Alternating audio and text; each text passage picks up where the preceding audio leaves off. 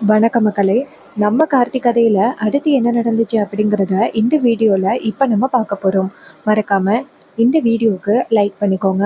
நம்ம சேனலையும் சப்ஸ்கிரைப் பண்ணிவிட்டு பக்கத்தில் உள்ள பெல்லைக்கானையும் கிளிக் பண்ணி ஆல்ல செட் பண்ணிக்கோங்க. அப்போ தாங்க நெக்ஸ்ட் வீடியோ போடும் பொழுது உங்களுக்கு நோட்டிஃபிகேஷன் வரும், பார்க்கலாம். சரி வாங்க வீடியோவில் என்ன நடந்துச்சு அப்படிங்கிறத இப்போ நம்ம பார்ப்போம்.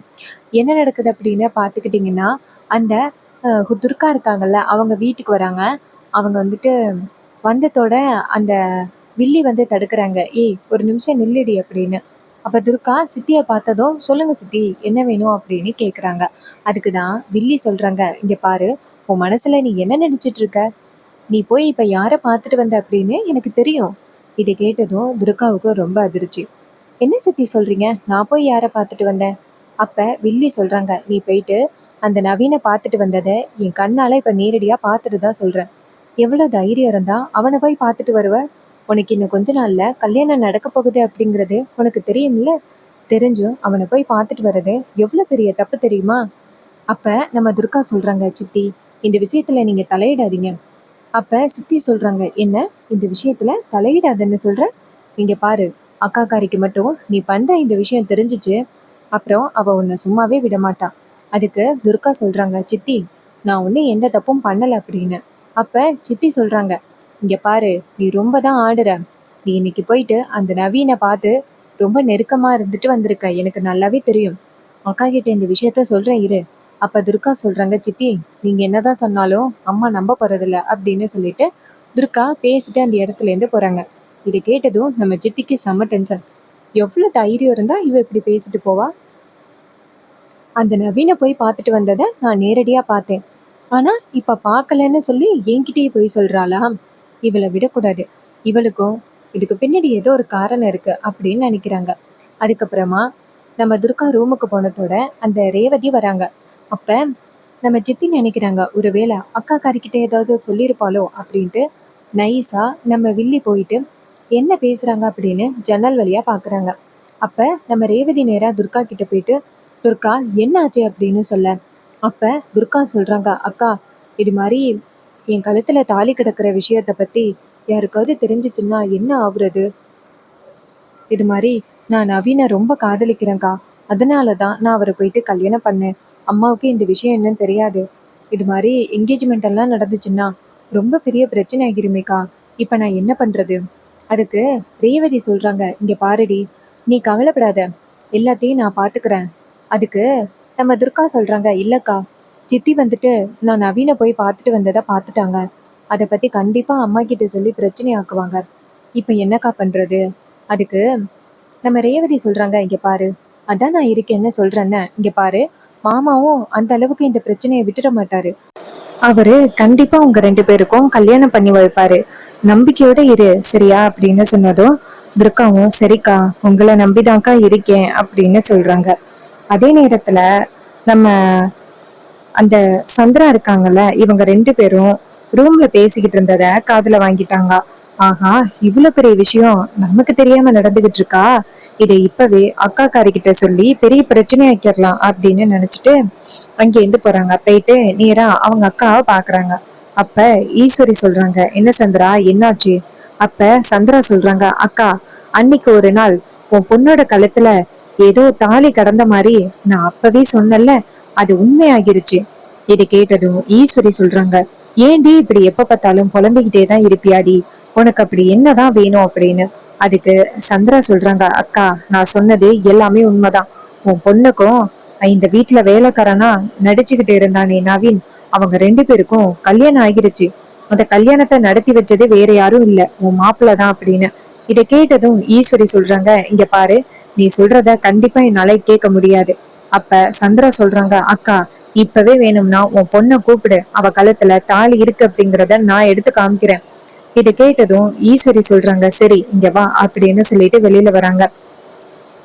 வெளியில வந்ததும் ஈஸ்வரி வந்துட்டு துர்கா துர்கா அப்படின்னு சத்தம் போடுறாங்க. அப்ப துர்கா சொல்றாங்க, அம்மா என்னமோ கூப்பிடுறாங்களே. ரேவதி சொல்றாங்க, அதான் தெரியல, சரி வாங்க அப்படின்னு சொல்லிட்டு இங்க இருந்து போறாங்க. போயிட்டு நேரா அவங்க அம்மாவை பார்த்து, சொல்லுங்கம்மா என்னாச்சு? அப்ப ஈஸ்வரி சொல்றாங்க, இங்க பாரு, இந்த சந்திராவோட இம்சை தாங்க முடியல. உன் கழுத்துல தாலி கிடக்கு, உனக்கும் அந்த நவீனுக்கும் கல்யாணம் ஆகிருச்சு அப்படின்னு ரொம்ப போட்டு படுத்தி எடுக்கிறா. உன் கழுத்துல தாலி இல்ல அப்படின்னு காமி. இது கேட்டதும் நம்ம துர்காவுக்கு ரொம்ப அதிர்ச்சி. ரேவதியும் ஷாக் ஆகுறாங்க. அதே நேரம் ஹீரோவும் அந்த இடத்துக்கு வந்துடுறாரு. அப்ப நம்ம சந்திரா சொல்றாங்க, துர்கா இங்க பாரு, உன் கழுத்துல தாலி இருக்கிறது நிஜம். கொஞ்ச நேரத்துக்கு முன்னாடி நான் உன் கழுத்துல தாலி இருக்கிறத பார்த்தேன். அப்ப நம்ம துர்கா சொல்றாங்க, சித்தி என்ன சித்தி இப்படி பேசுறீங்க? என் கழுத்துல எப்படி தாலி இருக்கும்?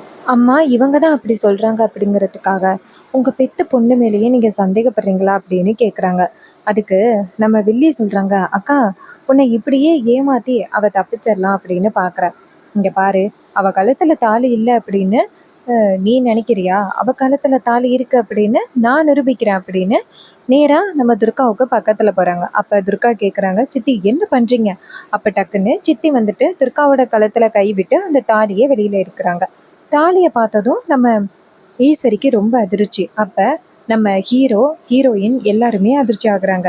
ஈஸ்வரிக்கு ரொம்ப அதிர்ச்சி. அப்ப அந்த வில்லி சொல்றாங்க, அக்கா இப்ப பாத்தியா இவ கழுத்துல எப்படி தாலி வந்துச்சு? இப்போ உன் பொண்ணுகிட்ட கேளுக்கா அப்படின்னு சொன்னதும் நம்ம ஈஸ்வரி நேரா அப்ப வில்லி சொல்றாங்க, ஏங்கா இப்ப கூட உனக்கு புரியல? இவ அந்த நம்ம வீட்டுல வந்து வேலைக்காரனா வேலை பார்த்தான் பாரு, அவன்கிட்ட இருந்துதான் இந்த தாலியை வாங்கியிருக்கா அப்படின்னு. இது கேட்டதும் நம்ம ஈஸ்வரிக்கு ரொம்ப அதிர்ச்சி.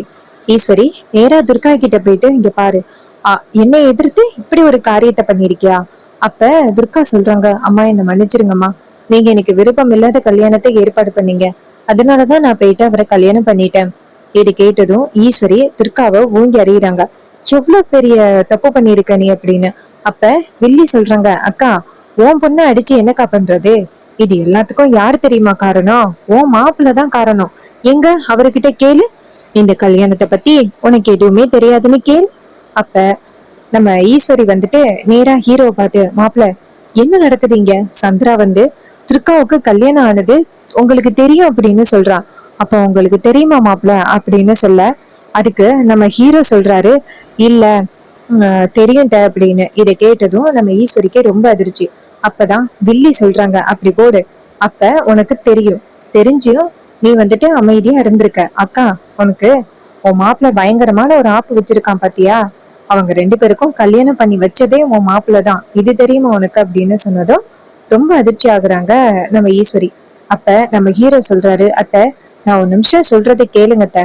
அப்ப ஈஸ்வரி சொல்றாங்க, இங்க பாருங்க மாப்பிள்ள, உங்க மேல நான் எவ்வளவு நம்பிக்கை வச்சிருந்தேன், கடைசியில என்னுடைய நம்பிக்கை எல்லாத்தையுமே இப்படி சதைச்சிட்டீங்களே. நான் வந்துட்டு என் தங்கச்சிக்கு என்ன பதில் சொல்றது? அவ நான் உங்க மேல ரொம்ப நம்பிக்கை வச்சிருந்தேன் அப்படின்ட்டு தலையில தூக்கி வச்சு கொண்டாடுறேன் அப்படின்னு சொல்லி என்ன நக்கல் பண்ணி பேசுறா பாத்தீங்களா? அதே மாதிரி நீங்களும் எனக்கு ரொம்ப பெரிய துரோகத்தை பண்ணிட்டீங்க. நீங்க எனக்கு இப்படிப்பட்ட ஒரு துரோகத்தை பண்ணுவீங்க அப்படின்னு நான் எதிர்பார்க்கவே இல்லை. நான் எந்த அளவுக்கு நம்பிக்கை வச்சிருந்தேன், என் நம்பிக்கை எல்லாமே போயிருச்சே அப்படின்னு சொல்லிட்டு ரொம்ப வேதனையோட நம்ம ஈஸ்வரி பேசுறாங்க. அப்பதான் நம்ம ஹீரோ சொல்றாரு, அத்தை எனக்கு வந்து துர்காவுக்கும் நவீனுக்கும் நடந்த கல்யாணத்தை பத்தி தெரியாதுட்ட அப்படின்னு. அப்பதான் நம்ம துர்கா சொல்றாங்க, அம்மா நடந்த கல்யாணத்துக்கும் அவருக்கும் எந்த வித சம்மதமும் இல்ல.